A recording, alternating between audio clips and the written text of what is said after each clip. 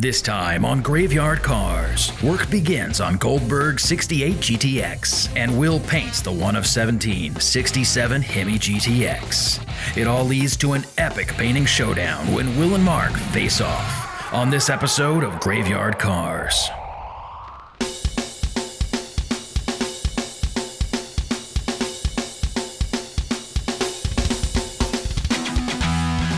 In case you missed it last time, we covered the entire history of the build on the 1970 340 Cuda. We even pondered the question, was the engine sabotaged?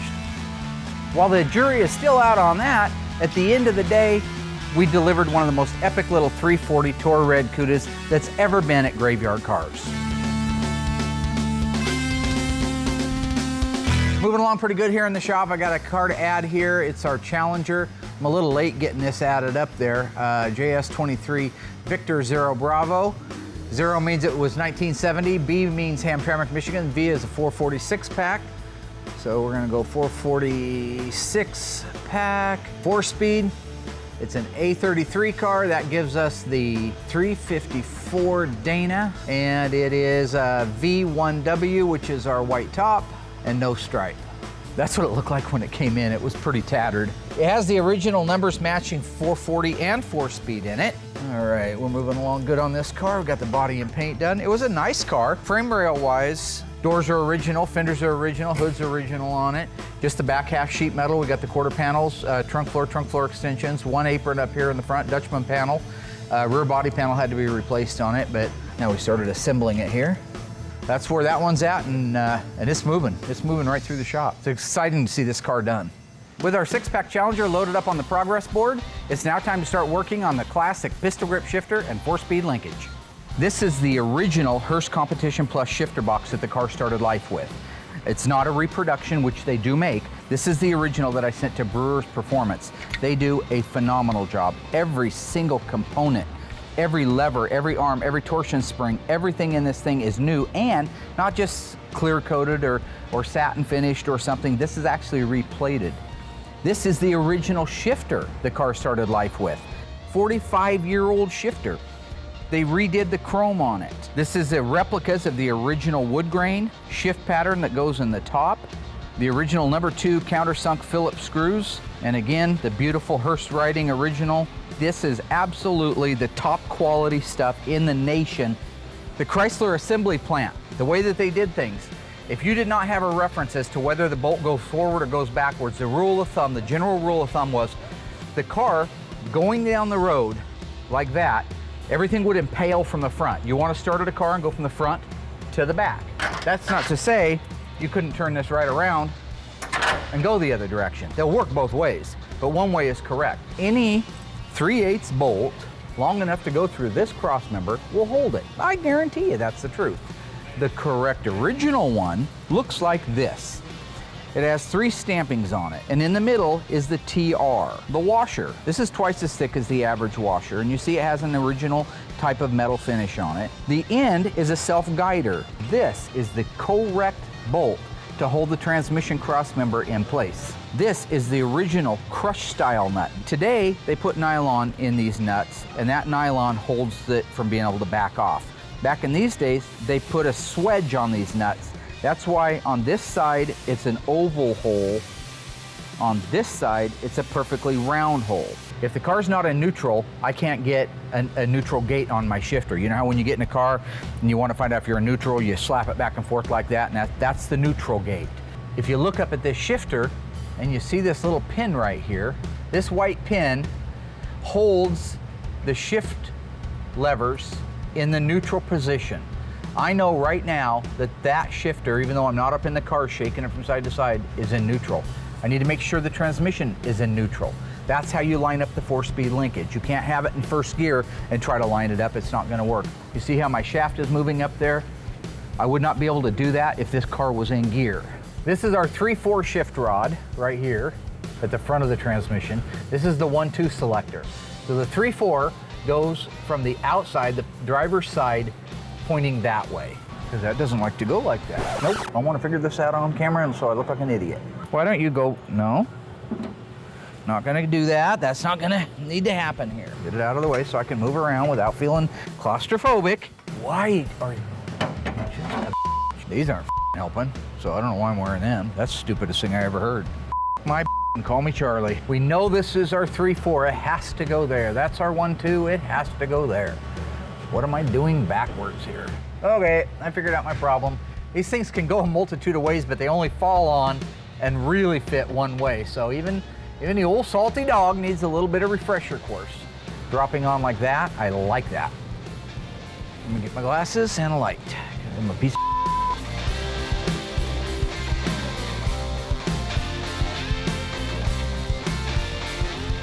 Everything's in. I still have to hook up the reverse lockout linkage, which I'll do here shortly. But basically how it works now is this is our pistol grip shifter. We're very familiar with it. This thing's in position. You pull it. It's going to pull this lever back. That's going to be first gear. When it goes forward, it's going to be second gear. Then you're going to come back to the neutral gate. Then you're going to click over to the right a little bit and go forward. That's going to draw this arm back, back, and then this arm forward. That's going to be third and fourth gear. Go all the way over like the pattern says, to the left, up. It's going to drag this arm back, and it's going to clunk that mother into reverse like that. And that's your 4-speed. After finally getting the linkage adjusted in our 6-pack Challenger, I can get back to the tasks that have to be done this week. We've got to get Goldberg's car completely disassembled, the body and paint work done in the trunk, and then back over to the assembly shop so we can get it put together. Will is ready to do the pre-paint on the 1967 Hemi GTX convertible, which is way overdue. I need to do the body work and the block and the paint on the deck lid for the 76-pack Challenger. And at the end of the week, I'm going to take Will Silver Spoon Scott back to school. Going to teach him how to paint the old-fashioned way, from the heart. You can't give nobody your heart. That's what they said to Rocky. You know, so, Adrian said that to Rocky, I think in Rocky 3 and then Rocky 5. But he probably forgot it. I mean, he's had the hell beat out of his head. So, you know. Because of the obvious threat to untold numbers of citizens, this station will remain on the air day and night. They're coming to get you, Barbara. We've got our 1968 Plymouth GTX convertible rolled around and into the assembly shop now. If you recall, this car belongs to Bill Goldberg, famous wrestler. He brought it to us as a painted car, all of the components detailed and ready to install. He just asked that we install it and put the car back together again. Basically what happened was Bill kind of ran out of time. He's got a busy schedule with all the things that he does. And so he asked us to assemble the car. Now, to date, what he's done is he's rebuilt the engine, but it needs to be detailed. So it's all together, it's under the hood, it's in the car, but it's not detailed correctly. So all of the peripheral pieces, such as the distributor, the spark plug wires, the exhaust manifolds, all the painting, all the detailing, all the brackets, that all needs to be built out and plumbed out. The clutch and flywheel are not installed. Everything's just kind of mocked in place for the travel up here.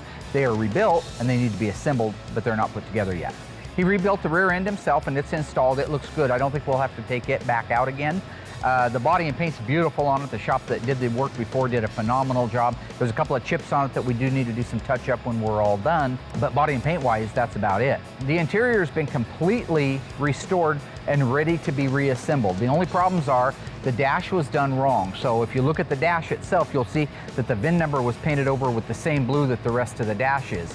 Two problems. One, the blue's too shiny. It's supposed to be a matte finish, because imagine driving down the road with a glossy dash. It's going to reflect light. It's dangerous. So the manufacturer put a matte or a satin finish in there. Two is that VIN plate isn't supposed to be painted blue. It's supposed to be the original black with the white letters that say Chrysler Corporation on it. So we're going to redetail that. The dash has already been rebuilt by Bill or whomever it is that he had to do it down south. We just want to go over everything and make sure, do a bench test, make sure all the gauges are working, make sure everything's ready to go together. Right now it's just kind of setting in the car, so we got to go through and make sure that it's actually ready to be officially in the car so that the car can be driven when we're finished. Bill's invested thousands of dollars in the chrome and the bright work. He's entrusted it to us. It's kind of interesting. He put a note here, it wasn't for me, but he actually wrote on the rocker moldings. So I'm not nervous holding the molding. I'm worried about that word right there, and that something could happen to me if something happened to the molding. So I'm just going to be really sure that I protect this molding at all costs, because you only have one of these. So I got Torino's 1967 GTX convertible in the booth right now. I got the whole car seam sealed. on the floorboards, and now I'm getting ready to seal it and start putting my color down. I'll put 3 or 4 coats of color on it, 2 coats of clear, get the whole outside of it painted. Then we're going to assemble the car. I've already finished the doors and the fenders, the hood and the deck lid. So this will go back to the body man as soon as I'm done. He'll assemble the whole car. We'll clean up any areas that might need addressing, and then we'll block it down again, and it'll be ready for final paint. Mark likes to paint everything twice. I'm not a huge fan of pre-painting, but it's not bad for the car. Paint, primer, it all shrinks as time goes on. So one nice thing is when I paint this car with the pre-paint, the car is gonna go outside, it's gonna sit for a little while, so it'll shrink, so that way when I do the final block on it, it just comes out great and there is no shrink back. Since I've been here, Mark's always done it this way. He insists on sticking with it.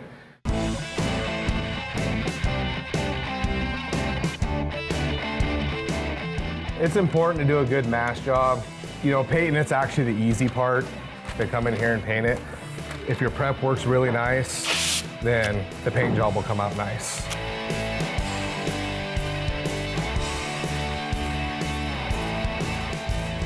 We're getting ready to remove the engine, transmission, K-member, and rear suspension for our 68 GTX. There's some build out that still needs to be done on the drivetrain, as well as some corrective detailing. So like the sway bar is supposed to be natural. The strut rods are supposed to be natural. Instead, they have kind of a hammerite finish on them. K-member looks great. The nuts that hold the strut rods on look right. Brake drums are correct. They're supposed to be a black, but they're supposed to be like a black phosphate. Lower control arms are the biggest point right here. These are supposed to be a natural finish. Remember, originally they were bare metal and they dipped them in cosmoline out to the ball joint. Torsion bars are right, but we got to take all that out to be able to get the K-member out. Once the drivetrain's out of the car, we're going to take the engine off of the K-member and we'll build out the engine for it and get it painted and detailed. The other thing is, if you look at the paint that's on it, it's a real flat finish. It's supposed to be a satin finish, and the way we achieve that is with a single stage acrylic urethane with a slight flattening agent in it. So we'll end up repainting this after we put it together as well. And the leaf springs, depending what year it is and where it was made, are either a natural finish or like an iron finish, a black phosphate type of a look, so like a flat black.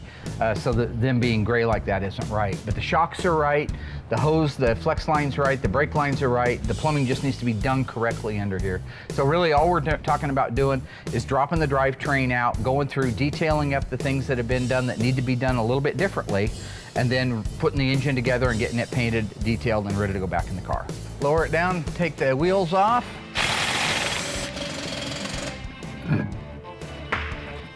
They put the lug nuts on the left-hand side of the car with a reverse thread, a left-hand thread. So see, it looks like I'm taking it off, but it's actually walking on right now. They realized in '71 that didn't make any sense. They changed it to the standard right-hand thread.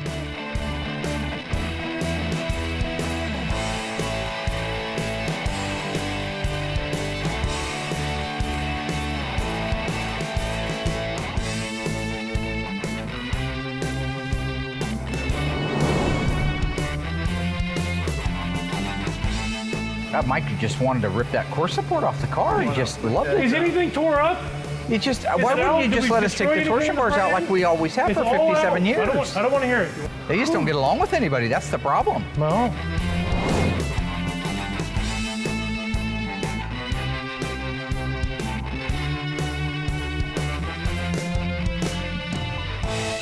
The drivetrain came out with absolutely no problem at all. We expected that. It hasn't been that long since it was bolted in there. Everything's fresh. Now that we've got the drivetrain out, we just need to finish the assembly of the engine, then detail it out, build it out. There's some corrections that need to be made to the K-member, front suspension, as well as a little bit of changes to the rear suspension. While we're waiting for that drivetrain to be built out, we're gonna go ahead and move the car into the assembly shop so we can lay everything out, start inventorying our parts, and get ready to put that car together. What differentiated the appearance of the 1967 Plymouth GTX from the standard Belvedere? Was it increased wheelbase and tire size, custom hood scoops and racing stripes, mandatory wheel skirts and body side moldings? The answer coming up after the break.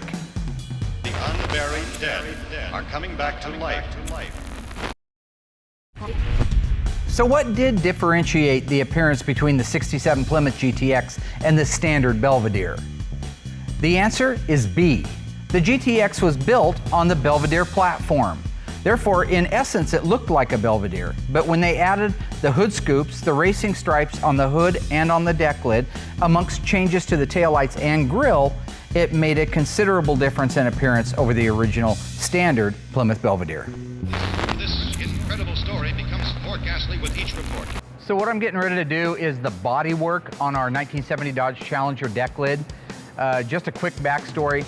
This was actually already painted several times. If you look at the back side of it, you'll see that it's jammed purple, the original FC7. So what happened basically was the body man did his body work. He felt the panel. He says, oh, there's a dent there, there's a dent there. It was still lumpy, but he either couldn't feel it or didn't care, and loaded it with primer, epoxy primer. Just buried it, flooded it with it.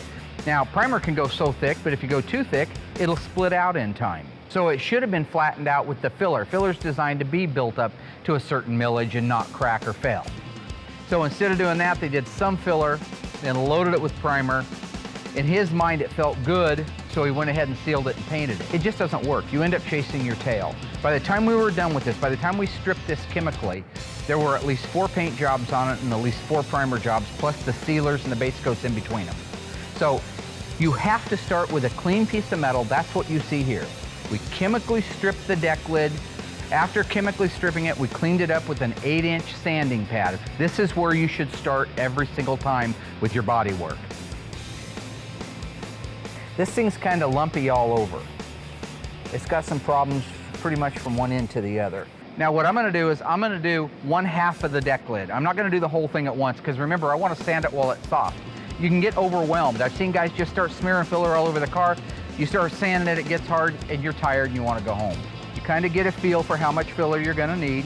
So there's my filler setting out like that. This is your hardener. This is what catalyzes the filler. I'm gonna put this first one on. Start to get a feel for how it lays on there. I can kind of tell by the way it's filling in and not filling in where my low spots are gonna be at. So the filler's at a point right now where it's ready to sand, or very, very close to ready to sand.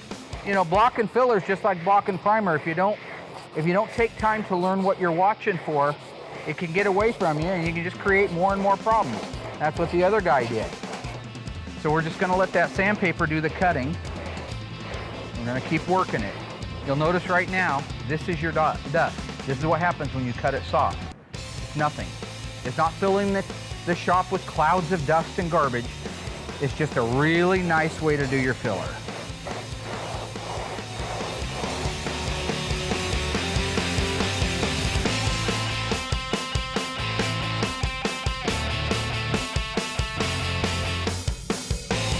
Okay, everything feels great. So I got the GTX all masked, ready for paint. I'm gonna go in there first and get the doors all jammed, and then we can hang them on the car and do the final paint.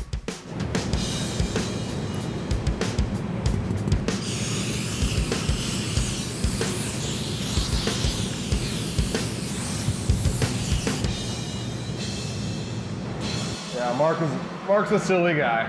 All the hand signals, I don't know what all that's about.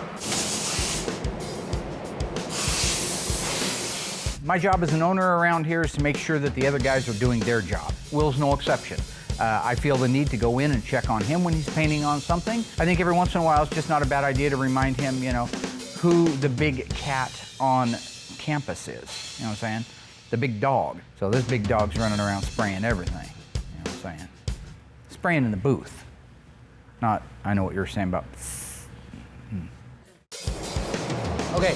So anywhere, I know you already know, but anywhere you've got bare metal, I want you to go over that with etch before you seal it. And then you're gonna do 2 sealers, 2 coats of sealer. Mark keeps coming out quite a bit these days, kind of explaining everything that needs to be done. I've been doing this a long time, so I'm not sure if he's just feeling insecure that I'm doing a better job than he is, or if he's just actually coming out to check on the quality of the work. To the top of this is from that perimeter up. All goes black, and then this goes blue down here. Right. And I don't know if you thought about it, but it'd probably be easier to mask the blue off. That's what I was gonna do. So you're gonna do the blue first? Yeah. As a mentor, my job's not just to hand somebody a paint gun and say, go do it. It's to nurture them, to protect them. Okay, all right, go ahead.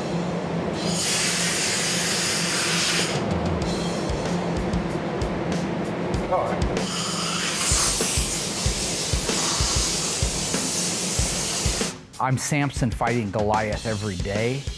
All right, they're little versions of me. They're like little Samsonites, and not the luggage. And they're fighting big things like Goliath, but not as big as Goliath. What are you doing?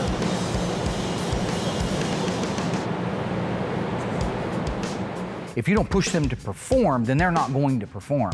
And so they need to know the big dog's watching. They need to know Big Brother's got the camera up in the corner and it's framed right on them. I'm the great interrogator. I'm not sure if Mark needs coffee or if he's had a few too many. A lot more work will get done if he'd just stay up there in the office. It's a fucking wreck.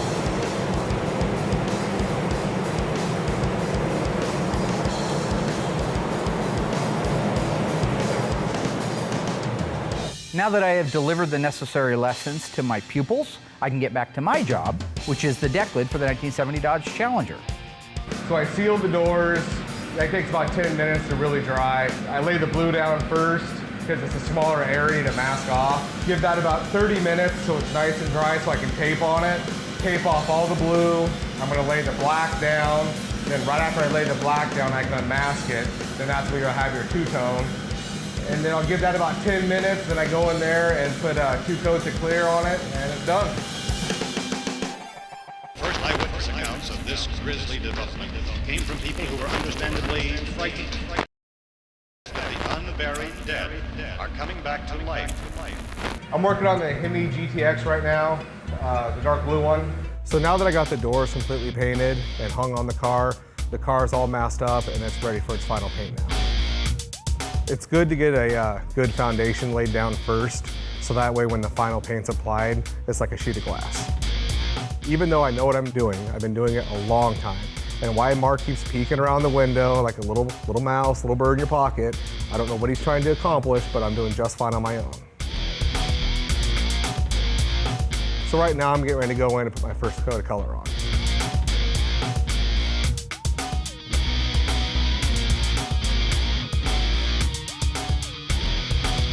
So once I got the pre-paint completely done, I'll let it cure out real good. I'll sand it, block it, prep it, and get it ready for the final paint job. This station will remain on the air day and night. This incredible story becomes more ghastly with each report. So what I'm getting ready to do is the body work on our 1970 Dodge Challenger deck lid. Now I've got all the basic filler work done on this. So that's the plastic filler that you're going to use to smooth out the low areas of it. And as you can see, it's very, very thin. You can see it taper into it, just feathering very slightly. Small low spot here, small overall low spots here and here, small low spot, low spot, low spot, low spot. And that's just the stamping of the metal. But that's the steps you have to take to make sure that it's straight. Now what I got to do is get rid of my 36, 40, and 80 grit scratches and put an overall film on this. So what I'm going to use is a metal glaze, so I don't have primer trying to fill those scratches. So we're going to mix that up now. I got a bigger piece of cardboard out because this stuff goes absolutely everywhere. Like I say, it likes to move around, run, pour off the panels, anything it can do. This stuff dries really fast, so you got to be careful with the amount of hardener that you put in it. And again, this goes on super thin. It'll look in the beginning like I'm putting it on thick, but I keep thinning it out until I have the right concentration from one end to the other of filler. So let's go do it. You see how that spreads out a lot faster? This, because you have to let it dry thoroughly before you sand on it. I like to just do both halves at the same time. So basically where we're at right now is the glaze coat has had a chance to completely dry out. And so I'm going to start sanding it with a fresh piece of 80 grit, again the cross blocking, and if I can get this to finish off just the way I'm hoping that it will, it'll be ready to do some final metal cleanup and primer. Okay, so now all of the polyester filler or the glaze is sanded out, feathered out, and I have a nice flat surface. I don't have any deviations in it that I can feel, but that's it there. Okay, so we're going to blow it off.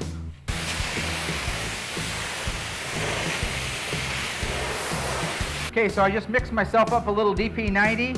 This is designed to go directly over the top of bare metal, and it'll also seal the filler. Once I've done that, I can go right over the top of that with my actual primer filler. is our K38.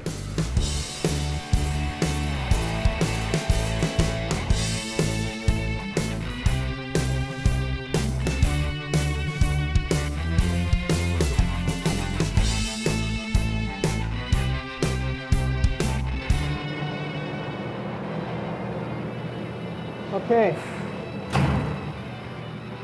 So I just put my 4th coat of urethane primer on there. That should be enough to fill in any of the sand scratches that are left. I can already see it's bridging them really nicely.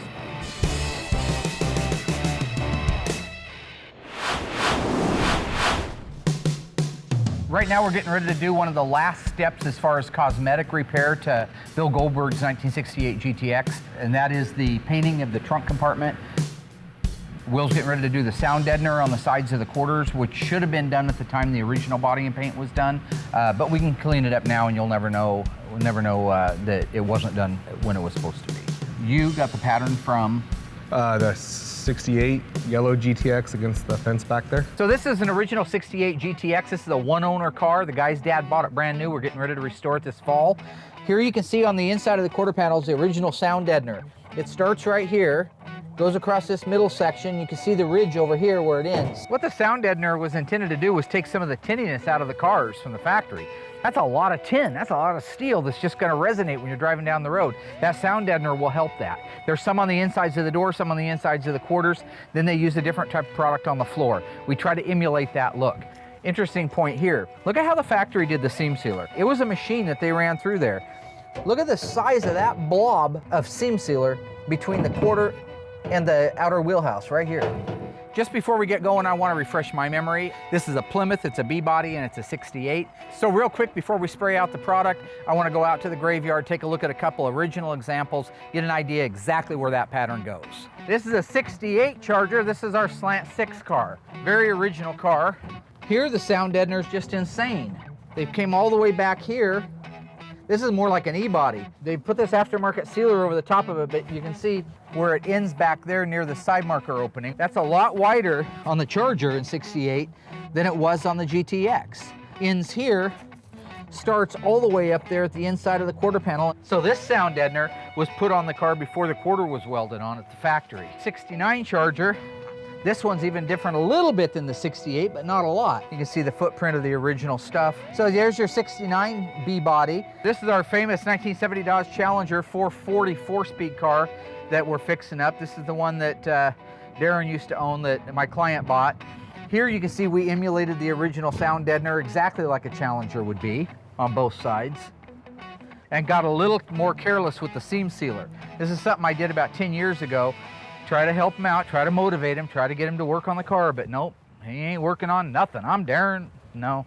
69B body Super B, very similar to the GTX, a little bit different body style because Plymouth and Dodge. Dodge is always a little bit bigger than the Plymouth. Here you got it ending here, but going all the way forward. 71 Challenger, very much like the 70 Challenger, Darren's old car. You see it stops and has a big wide swatch around the opening of the side marker, and then goes forward. That means the fact that it went forward had to be put on before the quarter panel was installed. That's the way the factory did the sound deadening material on the insides of the quarter panels. And you got your gun, you got the correct sprayable. Yep. And you're ready to go. Correct. This is where the magic happens.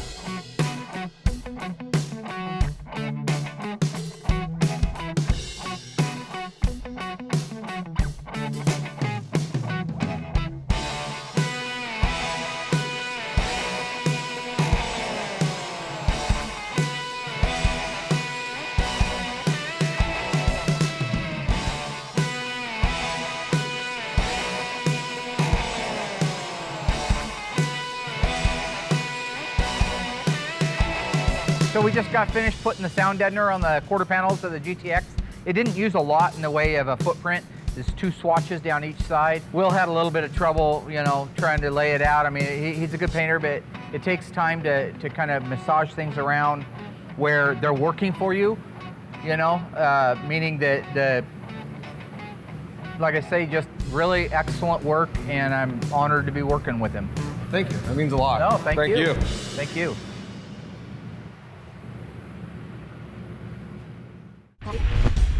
True or false? When originally introduced, the Plymouth GTX was called the businessman's coach. The answer coming up after the break. This station will remain on the air day and night. So was the Plymouth GTX in 1967 originally referred to as the businessman's coach? The answer is false. Plymouth actually dubbed it the gentleman's muscle car. It had a 440 cubic inch, 375 horsepower engine standard with the optional 426 Hemi, yet it had options available to it such as power windows, the automatic transmission, it had dress-up kits on the outside. These cars looked more like a luxury car than they did a muscle car, hence the reason they were called the gentleman's muscle car. They're coming to get you, Barbara. Just let me know when it comes in if you can. Hang on a second. Hey, we're at a standstill. Can you go down and grab us 8 of these? Oh, God. Currently, I'm waiting for Will to finish up in the paint booth. I've got the 400 Magnum and the 426 Hemi ready to paint, and I would personally like to paint those engines. Sure. Is that all? Anything else I can do for you? No, I think that'll do it. Okay, you ready? 5480. Hey, D. Hey, boss. 0610. Today's Murphy's Law Day, all right? The day I got things that I need to get done that I only have time to do, I'm getting bombarded by every human being that works here. That's it. Awesome. Thanks, sir. You the man. Yep, no. The Great Eclipse is back. Yes, Mike, I sorry. need 24 feet of chain also. You know, in a perfect world, and I know this sounds egomaniacal, I'd love to have another version of me, a clone. It's like in that episode of The Office towards the end when Ricky Gervais and Steve Carell hook up walking out of the elevator. They're peas in a pod. Not saying I'm Ricky Gervais, but I mean, obviously, if I wanted to be. So. 60. Okay, let's start over. 5480. Hey, boss. Hey, you know what the paint code is on that dashboard on that 68 GTX? This is stupid. Think of all of your questions at one time and then come see me, right? You don't go to the drive-up window at the local choke and puke and say, give me a hamburger, and then go around it one more time and say, now I'll have some French fries, and then around again and give me a Coke with that. The dash is a different color than the rest of the car. I asked Bill, he didn't give me the fender tag when he dropped the car off, so I asked him to send me a copy of it, and I haven't got it yet. Yeah. Awesome. Okay, now I'm gonna try to order some more parts. Okay. Hey, be careful. God almighty. Oh gosh, what's that about? Be careful. Use the tow truck for a couple hours. You know, this may be the actual day I kill somebody. Talking to your dad. For what? For what? What? To move some stuff for Alyssa. Yeah, that's what I'm here for. Help her move. Yep, he said no problem. Okay. Said Yeah. it's his pleasure. I want diesel put in it. All right, and he wants some fuel put in. I want as much as you're. No, nothing. He was just being dumb. I'm talking about the kind of stuff that, you know, investigation and discovery. You just start putting body parts in mailboxes all over town. You know, you've got mail. You know. What's up, Manson? Hey, boss. You remembered. Yeah. Did Gar's seat upholstery come in yet? Seat covers, do you know? All the seat kit, yes, they're here. They're upstairs in the parts room, way back by Tony's Parts, tucked in the corner. Okay. They're cool. all here. Yep. Thank you. Yep. Something figured out if you would have went up there and looked. So right now I've got the whole car all long blocked in 320. Mark and I last night fitted the doors, the fenders, got everything aligned properly. So we're doing the final block on it now, scuffing out the jams. And then when I take it outside to wash it and get all the dust off it and whatnot, that's when I'll do my wet sand with 600. And then it'll be ready for color. I'll have it back over to Dave in assembly within the next 2 weeks, fully painted and cut and buffed, ready for him to put together. The car came here just to get freshened up on the body and paint, and that was it. So the assembly should go real fast. Emma Marie Rose, you're next. Emma Marie. Oh, yes. Hello there. How may I assist you, young lady? I want the pink. Oh, your fingernails? And I want to leave these ones on, and I just want the pink on this one. Paint all of them because You want me to paint them for you? I could probably do that. Do you have paint? Oh, look at you go. You are ready for Grandpa. I like it. Okay. So right now, I'm working on the 67 convertible GTX. I'm getting ready to go in and start putting my color down. Color's actually dark blue. So when I go in there, I'll get about 6 coats of the color on it and then finish it with 3 coats of clear, and then it'll be good to go. Okay. FM3 Panther Pink Moulin Rouge. This is Minnie Mouse paint. Okay. Oh my goodness, let's try it here. All right, let's see what we can do. Oh goodness, those are little fingers. Now I can paint a car. You'd think if Grandpa could paint a car, he probably could paint a fingernail. Let's give it a shot.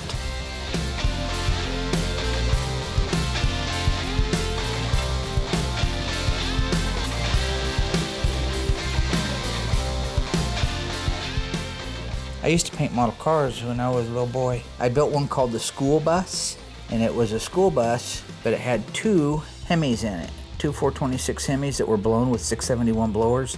They ran nitromethane. And methane. Very good, see?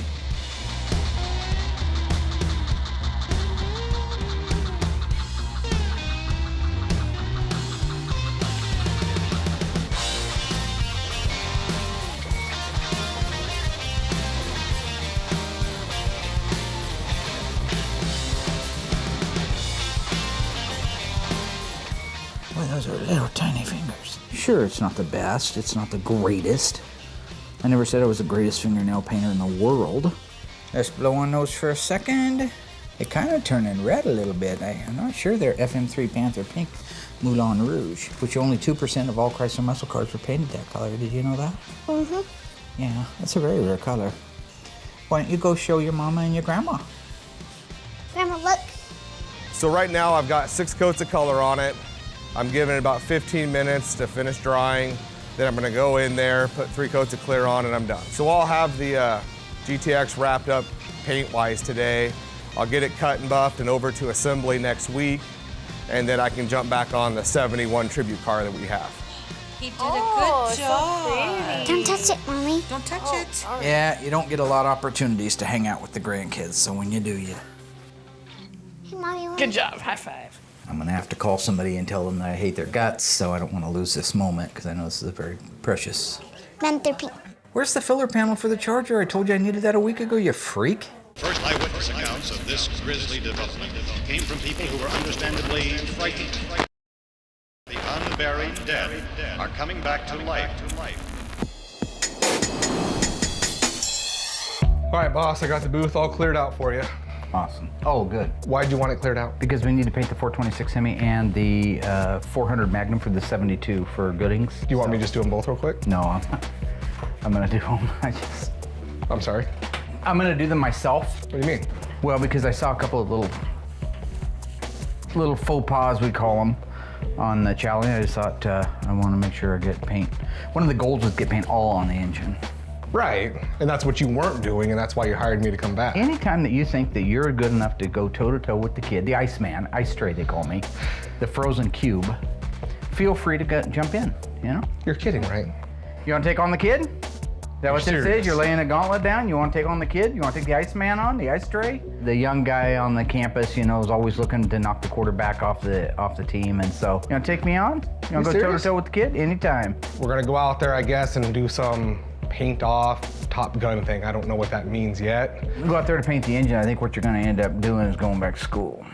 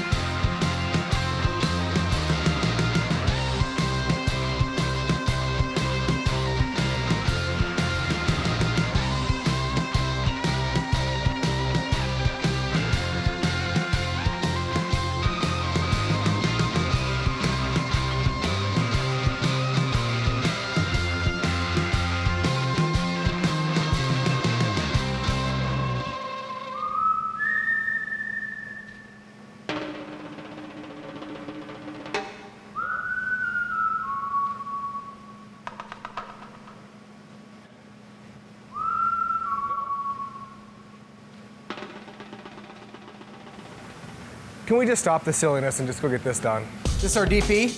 Show. Who the doesn't put the lid back on? You're gonna kill somebody. You're reckless. We're Okay. getting ready to put our epoxy primer on. This is something that'll bite right into the metal on the block, because those blocks are bare metal. Anyway, no, Will's kind of nervous right now. No. Will's a little. No. Can I talk? Nope. Will's a little upset at the situation right now. He's getting ready to go toe-to-toe with the Iceman. Let's gun it. You gonna turn the booth on? Let's do it. He'd kill somebody in a Top Gun competition, all right? He's dangerous. He's not like me, I'm very careful. We're not flying, we're...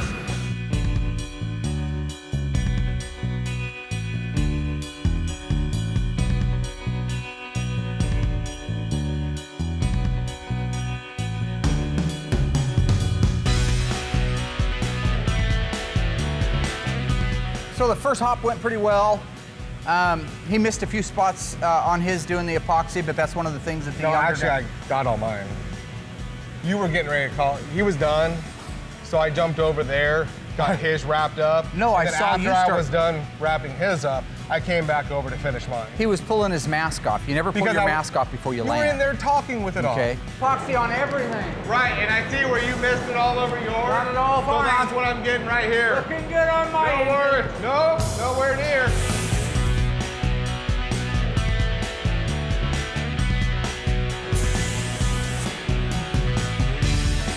I think we come to the conclusion, I kind of outpainted you on the epoxy. No, you didn't. That's one I up got for... mine done, and then I fixed yours, and then went back to mine. So technically, I'm up by 2. Okay. It's I time live- for somebody to go to Yes. school. Okay, getting ready to mix up some colors. I gave him the real easy one that covers really well. Nope, you gave me the dog one. Okay. See, anybody can hold a paint gun, okay? It's about looking cool when you're doing There it. isn't one thing about looking cool that you're doing right now. Okay. As I get ready to give Will a lesson in painting engine blocks 101, it's a great opportunity for me to reflect as well just how blessed we've been at Graveyard Carz and what a great week we've had. We got all the paint and the body and the cosmetic work on Mr. Bill Goldberg's 1968 GTX convertible. It is now ready to come back over to the assembly shop and get put together. I got all the body work done and the primer on our deck lid for our 70 Challenger. Will did a great job painting the 1967 Hemi GTX convertible for Mr. Torino. And probably the most rewarding part will be here very shortly as I walk around with a Top Gun trophy, you know, just like in the movie, right? So the list for the alternates is in the ladies' room. It's a classical reference right there, back to Top Gun. So I had a good week this week. I got the GTX all painted, getting ready to roll it over to the area before I start the cutting and buffing. That'll take 2 or 3 days to get that all done, and then I'll get it over to Mark for assembly. What he's doing get right that now, knee looked at. I mean, every time I come what he's doing around. right now is he's kind of upset over the whooping. What it?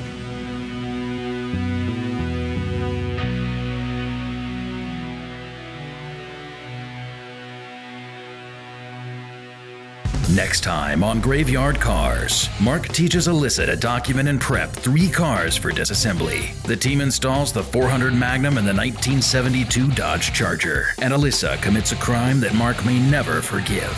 Coming up on the next episode of Graveyard Carz.